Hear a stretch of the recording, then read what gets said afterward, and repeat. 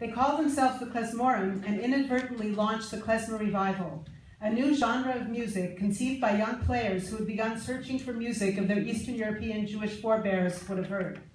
These artists were making that music their own, feverishly weaving these newfound musical threads through post-war American roots in folk and jazz, pop, rock and roll, Balkan and Middle Eastern tunes and beats. 10 years later, the Klezmorim were playing national and international tours, including Carnegie Hall. Back in Berkeley, meanwhile, a small group of people had founded a Jewish community center. One of the organizers, the late Ursula Sherman, had fled Nazi Germany with her family as a teenager. As an activist, she imagined a Jewish music festival as a way to bring people together. The newly acquired JCC building on Walnut Street with its wonderful courtyard was a perfect place. And in 1986, the first Jewish music festival in the United States was born, dovetailing on the energy, talents, and personalities of the budding klezmer revival.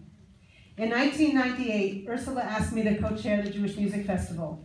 We shared a similar appreciation for the power of music to celebrate the rich variety of the human family. We wanted to showcase unique music inspired by the Jewish experience, and we wanted to share the vitality of its expression with a broad audience.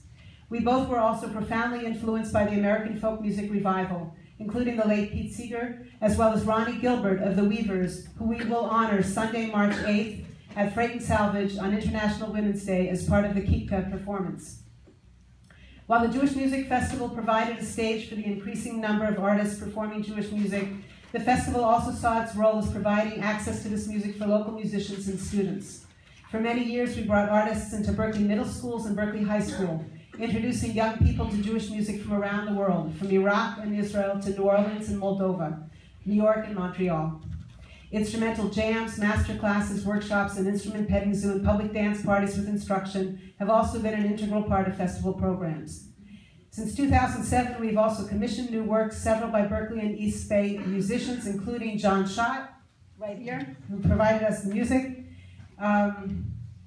John Schott, Paul Drescher, Ben Goldberg, Stu Brotman, Julia Eisenberg, Amy X. Newberg, Dan Cantrell, Dan Plonzi, and this year Berkeley native son Paul Hansen, who will premiere Homecoming on Wednesday, March 11th, also at the Freight. Berkeley musician and songwriter Gary LaPoe will also be featured in a house concert in May with Linda Hirschhorn and Betsy Rose.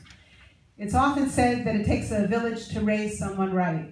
I think it is no wonder that Berkeley was where the first Jewish music festival took place, and that Berkeley is home to so many talented artists. Berkeley's environment nurtures creativity. It is truly an honor to be recognized today for making a contribution to such a community. Thank you. Thank you very much. Thank you.